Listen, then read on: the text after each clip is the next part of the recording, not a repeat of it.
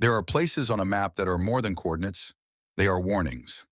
In the thick, suffocating jungles of Binh Duong province, just 25 miles northwest of Saigon, there was one such place, the Iron Triangle, a twisted region of rice paddies, dense trees, and hidden horrors. American soldiers had a name for it, whispered in patrol camps and briefing rooms with more dread than anger. It was enemy territory, not just in theory but in spirit, and yet it was right under their nose. The Iron Triangle was not just a chunk of land, it was a war within the war. For years, this triangular zone, hemmed in by the Saigon and Thi Thien rivers, functioned as the beating heart of Viet Cong operations. Fighters came and went without warning, attacks were launched, ambushes were set, and U.S. troops sent in to probe the area often came back in pieces, or not at all. You see, this wasn't just jungle, it was a fortress, a phantom zone, and by early 1967, the American military had run out of patience. So they came up with a plan, not a raid, not a strike, an eradication. It would be called Operation Cedar Falls, the largest ground offensive of the Vietnam War up to that point. Over 30,000 American and South Vietnamese soldiers would descend on the Iron Triangle like a closing jaw. Their target? Total annihilation of the Viet Cong stronghold, village by village, tunnel by tunnel. It would be war at its most unforgiving. But as with so many brutal chapters in Vietnam, the operation would raise questions that no amount of firepower could answer. Before we dive into the tunnels, the battles, and the ghosts of Ben Suc, hit that subscribe button and give this story a like if you want more hard-hitting military history that cuts through the fog of war. Now, let's head into the jungle. In late 1966, the war in Vietnam was intensifying. American troops were pouring into the country at unprecedented rates, with nearly 400,000 boots on the ground. Yet despite the overwhelming military presence, the enemy remained elusive. In the jungles, in the villages, and especially in the Iron Triangle, the Viet Cong moved like shadows. They attacked and vanished. They built and rebuilt. They bled American units slowly and sometimes all at once. U.S. military leadership, particularly General William Westmoreland, had grown tired of this deadly cat-and-mouse game. They needed a demonstration, not just of strength, but of total dominance. Intelligence reports and prisoner interrogations pointed to one alarming truth. The Iron Triangle wasn't just a hideout, it was a strategic command center, a sanctuary where logistics, planning, and ideology were incubated in the safety of tunnels and sympathetic villages. The answer was clear. The region had to be cleared, flattened, and erased permanently. Thus, Operation Cedar Falls was born. It was named not for poetic reasons, but for bureaucratic consistency, part of the naming convention of operations in that region. But the name belied its magnitude. Cedar Falls would involve over 30,000 troops, the largest coordinated ground assault yet in the Vietnam War. Its blueprint called for a two-pronged offensive. First, an outer encirclement by American and ARVN forces to trap any Viet Cong fighters. Second, an internal sweep and destroy mission to root out infrastructure, weapons caches, and enemy tunnels. This wasn't a hit-and-run raid. This was a hammer and anvil strike, slow and deliberate, meant to crush everything in its path. The units involved read like a roll call of elite American might. The 1st Infantry Division, the Big Red One. The 25th Infantry Division, the battle-hardened 100 Ha 73rd Airborne Brigade, and specialized ARVN Rangers. Support came from artillery, airstrikes, helicopters, and engineers. Even psychological warfare teams were deployed to blare propaganda over loudspeakers and drop leaflets in advance. But behind the cold tactics lay a hard, unsentimental truth. Villages would be leveled, civilians displaced, and jungle terrain scarred beyond recognition. There was no illusion about a clean war here. Cedar Falls was designed to erase a threat, not win hearts and minds. And the focal point of it all was a small village that barely appeared on maps. Ben Suc, quiet, remote, and, if the intelligence was right, the beating nerve center of the Viet Cong in the region. As helicopters began to rise into the air on January 8, 1967, Operation Cedar Falls was in motion. The largest hammer yet in America's war effort was about to fall. To the untrained eye, it was just another Vietnamese hamlet tucked deep in the foliage of the Iron Triangle. Mud brick huts, rice paddies, and the slow rhythm of rural life. But to U.S. intelligence, it was something far more sinister. A command post, a logistics hub, and a symbol of how deeply embedded the Viet Cong had become. When American troops approached Ben Suc in the early days of Operation Cedar Falls, they weren't expecting open resistance, and they didn't get it. While many military leaders justified the move as a counterinsurgency necessity, others, within and outside the military, saw it differently. Journalists on the ground reported scenes of frightened villagers separated from their homes with no warning, carried off in helicopters to unknown destinations. Families were broken up, community structures vanished overnight, and the refugee camps were often under-resourced, overcrowded, and vulnerable to exploitation. The deeper fear was this. By destroying Ben Suc, the U.S. had not cut off the Viet Cong's support base. It had expanded it. Many displaced villagers became more sympathetic to the insurgency, either out of resentment, desperation, or both. Hearts and minds, it seemed, were lost as fast as territory was gained. Even within the ranks, some U.S. soldiers questioned the mission. Was this how victory was measured? By how many tunnels collapsed? How many villages erased? For all its firepower, Cedar Falls had failed to address the political and psychological dimensions of the war, the ones that the Viet Cong exploited so effectively.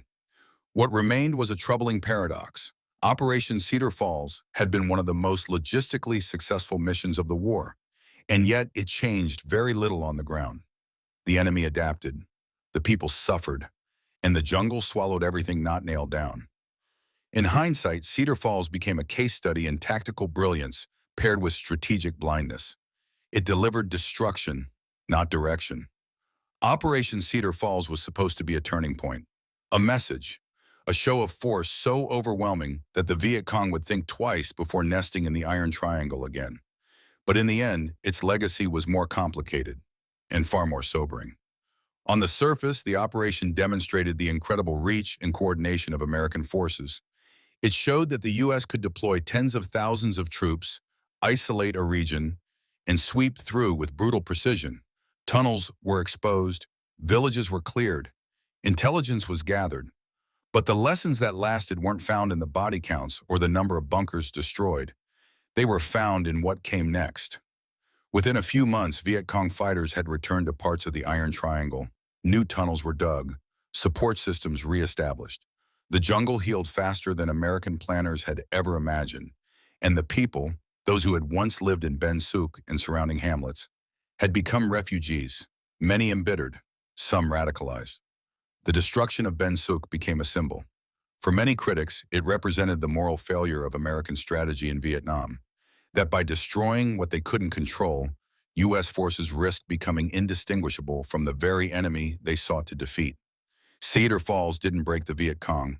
It revealed them as a movement not defined by fixed positions or large armies, but by their ability to vanish, adapt, and outlast.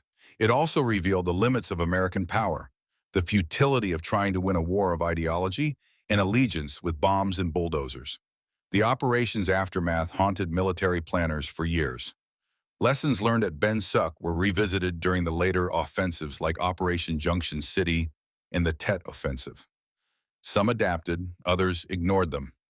In the long view of history, Operation Cedar Falls stands as a grim monument to the war's complexity, a mission that achieved everything it set out to on paper, and yet left the war unchanged. It reminds us of a painful truth. You can crush a tunnel, you can burn a village, but if you haven't won the trust of the people, all you've really done is clear the ground for the next fight. Thanks for watching. If this deep dive into one of the Vietnam War's most intense operations gripped you, don't forget to hit that like button. It really helps. And if you want more raw, powerful history brought to life, make sure to subscribe so you never miss the next one. See you in the next story. Stay sharp. Even as the smoke cleared, reports whispered that the Viet Cong had already begun rebuilding elsewhere, melting back into jungles and tunnels beyond the blast radius. Ben Suc was gone, but the war was far from over. By the second week of Operation Cedar Falls, the jungle above was being pounded by artillery, napalm, and bulldozers. But beneath it, an entirely different war was being fought. One fought not with tanks or airstrikes, but with flashlights, pistols, and nerves of steel. The tunnel rats had arrived. These were volunteers, typically small-frame men who could squeeze through the Viet Cong's underground network. Armed with only a flashlight, a .45 pistol, and a knife, they descended into a blackness that defied imagination. There were no maps, no backup. Every tunnel could be a trap. Every shadow could be death. And still they went in. The tunnel systems beneath the Iron Triangle were not crude hideouts. They were multi-level labyrinths, stretching for over 100 miles, some reaching depths of 30 feet or more. Into them, the Viet Cong had carved out barracks, kitchens, weapons depots, and even classrooms for indoctrination. Underground hospitals treated wounded fighters. Command centers issued orders. In some areas, families lived, cooked, and fought without ever surfacing. It was an underground city, hidden in plain sight. The tunnel rats had to fight inch by inch. Booby traps were everywhere. Tripwire grenades, punji sticks, false walls, and trapdoors that dropped intruders onto spikes. There were even rumors, later confirmed, of venomous snakes sealed in ceramic jars, placed like biological mines in dead-end tunnels. But even worse than the traps was the psychological pressure. Imagine crawling for hours in a space no wider than your shoulders. Pitch black, suffocating air. Any noise could mean an ambush. Any wrong turn could mean you'd never come out again. The enemy knew these tunnels by heart. You did not. Many tunnel rats emerged shaken, drenched in sweat, coughing from mold and dust. Others didn't emerge at all. Still, the operation yielded results. American forces uncovered vast caches of weapons, AK-47s, mortars, RPGs, and ammunition. They found documents, maps, and propaganda materials, including newspapers and training manuals written in multiple languages. They discovered how deep and organized the insurgency truly was. Engineers began collapsing the tunnels with C4 and gasoline. But it was slow work and often dangerous. Some of the tunnels were too deep or branched into undiscovered sectors. Others had emergency exits that let fighters escape just before the detonations. And even as they collapsed one section, it was whispered that the Viet Cong were already rebuilding two more. The jungle above could be burned. Villages could be flattened. But underground, the war persisted. The tunnel war in the Iron Triangle wasn't just a military encounter, it was a revelation. It showed the U.S. command how underestimated the enemy had been. The Viet Cong didn't just survive. They thrived in the shadows, turning earth and sweat into a resistance no bomb could reach. For every tunnel destroyed, there were more. And for every rat who crawled into the darkness, there were ghosts still waiting below. By the time Operation Cedar Falls officially ended on January 26, 1967, the numbers looked impressive on paper. The U.S. military claimed it had killed over 750 Viet Cong fighters, captured hundreds of weapons, destroyed tons of food and ammunition, and obliterated a major insurgent sanctuary. Over 6,000 civilians were evacuated, and the infamous village of Ben Suc, once the beating heart of the Iron Triangle, was gone. To General Westmoreland and his staff, Cedar Falls was a clear success. It was a textbook search and destroy mission, scaled up to historic proportions, and it proved that American forces could mobilize quickly, strike hard, and dominate a hostile region. But beneath those victory claims, troubling questions lingered. For starters, much of the Viet Cong's core force had already vanished before the operation began.